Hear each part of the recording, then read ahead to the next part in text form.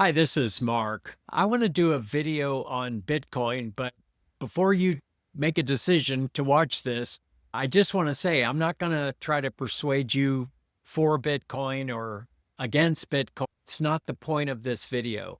What we are doing in this series is I'm talking about inflection points in our industry. For high-end financial advisors, we are facing two changes to the business that are going to affect everything that we do. One of them is AI. I call that intelligence proxies that are going to change the way we do what we do as advisors. But then there's digital assets. Digital assets, including Bitcoin, I think are going to have a greater impact over the next 5 years. What I'm saying is that what's working now, in my opinion, will not work 5 years from now, maybe sooner. We're talking about two things that are growing exponentially. It's really hard to imagine what exponential even really means. I got into AI seriously 6 months ago. I can tell you in my experience, AI has doubled its capabilities in that time. It can do twice as much today as it could 6 months ago. And Bitcoin's growing faster than the internet. So let me just make a case, not for or against, but just my call to action is going to be in this series to inspire you to want to know more about Bitcoin. Now, Bitcoin is complex. It's easy to use, really easy to use, but it's difficult to understand at all its levels. It's easy to use because let's say you're a person working in housekeeping at a hotel here in Texas, and you've got family down in Guatemala or Venezuela or someplace, and you're trying to send part of your earnings to them. It's easy to use. This is happening all day, every day. Someone in the US is having their relatives in some other country set up a wallet, and they are sending them money every week through their cell phone. Easy to use. But there are so many layers to understanding how it can be utilized. It's going to take a minimum of 100 hours for you to even be able to qualify to hold your end of a conversation with a Bitcoin owner. Most Bitcoin owners know more about macroeconomics than the average financial advisors. Let me just go through a few of the things that'll motivate you, in my opinion, should motivate you to want to become a master of the topic, just to understand it better. First of all, right now, I've looked at the data. The percentage of financial advisors who understand Bitcoin at even a basic level is less than 10%. I saw one study that estimated it to be 2 or 3%. So you have 90% of financial advisors who cannot really hold their end of a conversation with a Bitcoin owner. This represents loss of credibility. As more and more Bitcoin owners adopt Bitcoin, and it's growing so fast, what a Bitcoin owner does when they talk to a financial advisor, and I've seen this with my own eyes, they will ask a few testing questions. They might ask you, so what is the mempool? And if you dismiss Bitcoin, or if you have a negative view of Bitcoin and don't know the answer in a way that's credible, you've lost credibility. The other is, how about trust by the next generation? Have you seen the data?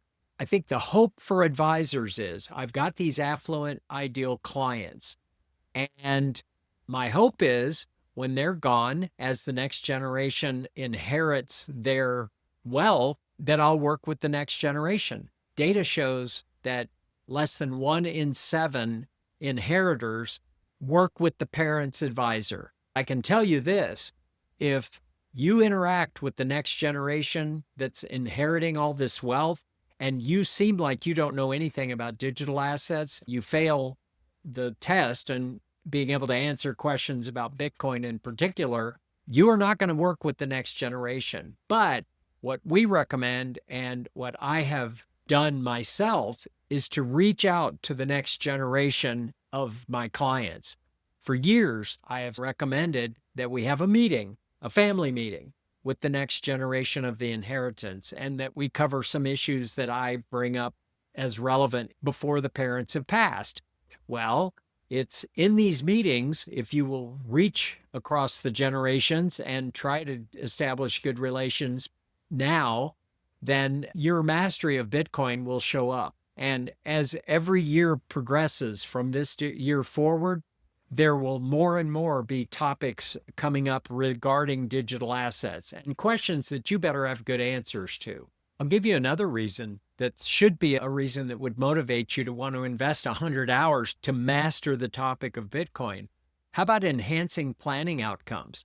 Now, whether or not you decide ultimately to endorse Bitcoin or to reject Bitcoin or something in the middle, which is where I began. I studied this topic of Bitcoin and the thought process that I was going through as an industry veteran and very skeptical of new asset classes. But ultimately, what it boiled down to is you have the number one performing asset over the last 15 years, an asset that has been the number one asset class in 11 out of the last 15 years. So it wasn't just the last few years pumped up the performance. No, it's been consistent.